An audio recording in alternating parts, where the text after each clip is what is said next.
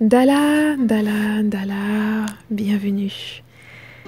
Donc aujourd'hui, je voulais vous parler d'une lettre de sagesse que j'ai reçue d'un jeune homme qui m'a fait énormément plaisir. Donc c'est un abonné à la chaîne avec qui j'ai déjà échangé pas mal, qui est encore dans son adolescence. Donc je pense que c'est tellement important pour moi. Ça me fait toujours plaisir ce genre d'échange avec vous, mes abonnés. C'est vraiment ce qui m'encourage à continuer dans le travail que je fais sur cette chaîne et avec mes étudiants.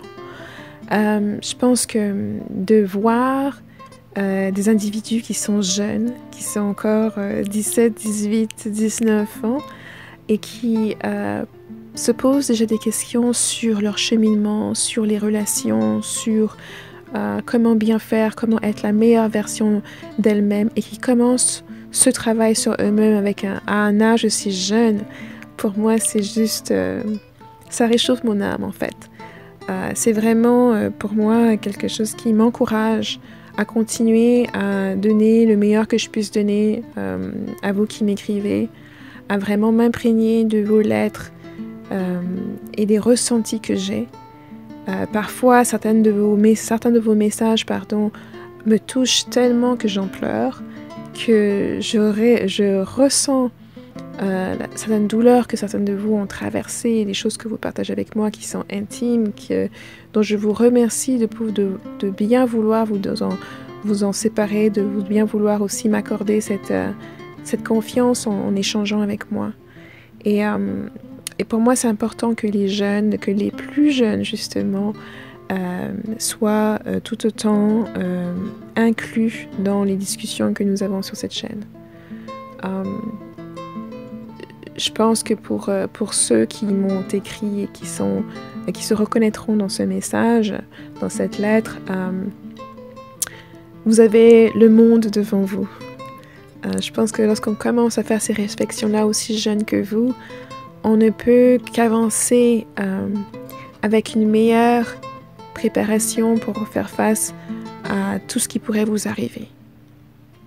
Donc maintenant, pour aller au cœur de cette vidéo, de ce message, la question qui m'a été posée est une question pour savoir qui a le pouvoir de vie entre l'homme et la femme. Alors, l'interrogation était de savoir est-ce que c'est la femme avec l'œuf et son utérus qui a le pouvoir de vie, de donner vie? Est-ce avec elle que la vie commence? Ou est-ce plutôt avec l'homme et le sperme qui est indispensable à amener la vie? La question est de quel des deux a le pouvoir de donner la vie? C'est une question qui est sublime, c'est une question qui aussi reflète ce cheminement de réflexion qui est faite en voulant savoir justement, en explorant aussi justement les dynamiques autour de lui, parce que je pense que ça vient aussi d'une observation des mœurs et de comment les gens interagissent. Ma réponse est simple. L'homme n'a pas le pouvoir de vie. La femme n'a pas le pouvoir de vie non plus. Pour moi, le pouvoir de vie demeure avec le divin.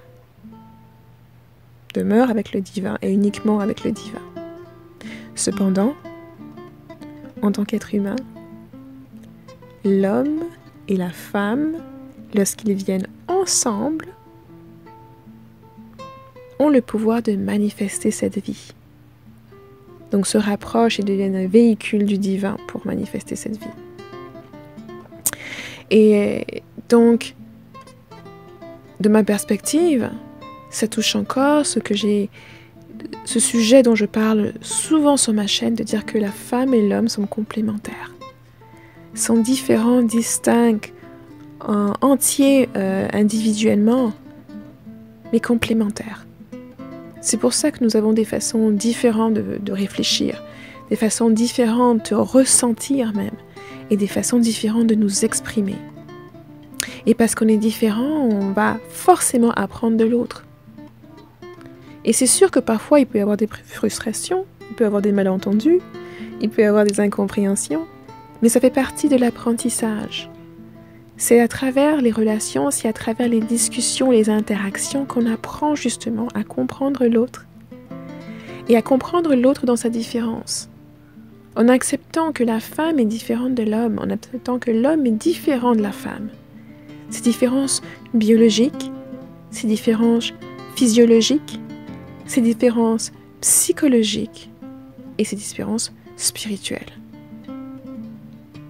En respectant, en honorant ces différences, en agissant et interagissant l'un avec l'autre, on se développe et on grandit. Ainsi, le seul moyen pour l'homme ou la femme d'exercer ce pouvoir de donner vie, c'est lorsque ils sont ensemble. Ainsi, tout enfant qui est venu ici, qui est sur notre planète, est le produit, le fruit de la communion d'un homme et d'une femme, soit d'une manière physique, soit d'une manière technologique, avec l'information de l'un et de l'autre. Donc il n'y a pas de pouvoir de vie sans un homme. Il n'y a pas de pouvoir de vie sans une femme. Et donc en comprenant ça, on comprend que ce n'est pas un jeu de pouvoir. La femme ne peut pas dominer l'homme ne peut pas dominer la femme, parce que les deux ont besoin l'un de l'autre pour amener la vie, mais aussi pour se complémenter. L'apprentissage qu'un homme fait en connaissant la femme, il ne le fera nulle part ailleurs et ne peut le faire d'aucune autre manière.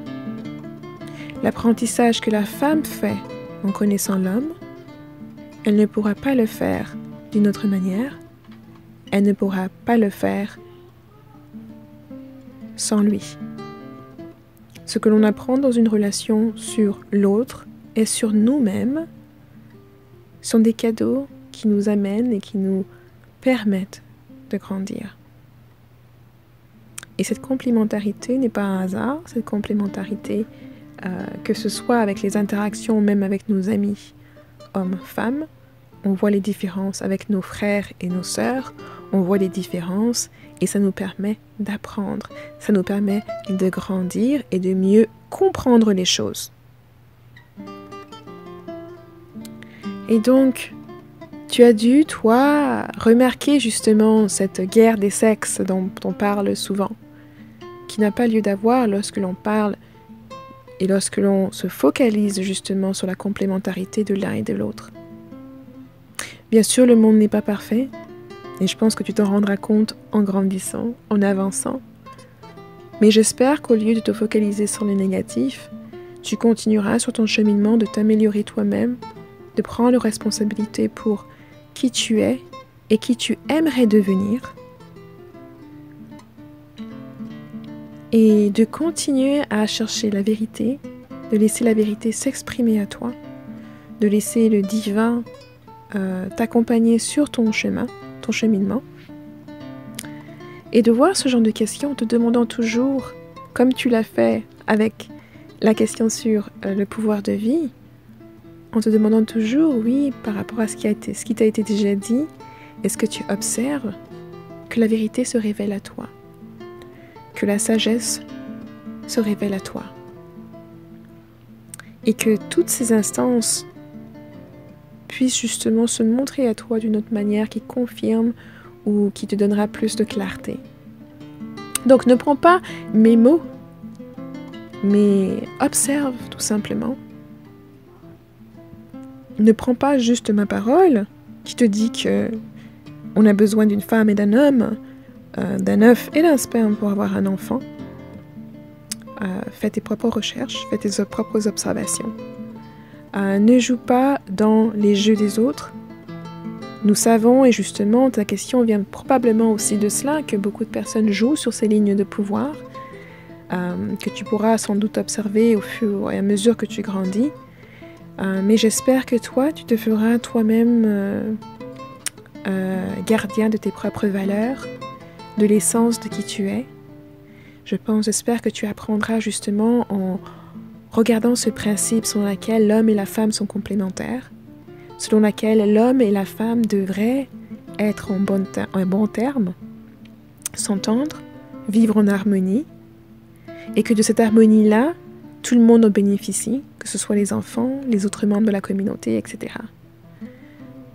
J'espère que dans ton cheminement, tu auras toi pour objectif pour toi-même et pas pour les autres, pour toi-même d'abord, de toujours être la meilleure version de toi-même, d'aspirer à t'améliorer au jour le jour, de faire de ton mieux dans les tâches qui te sont données, les tâches qui viendront sous ta responsabilité, d'être un modèle pour toi-même d'abord, pour tes petits frères et les personnes qui t'entourent aussi, de comprendre que tu feras des erreurs, comme nous tous, mais que l'important est de te relever à chaque fois, d'apprendre les leçons qui te sont offertes et de continuer à t'améliorer, de continuer à faire de ton mieux en comprenant que c'est ce qui est attendu de toi.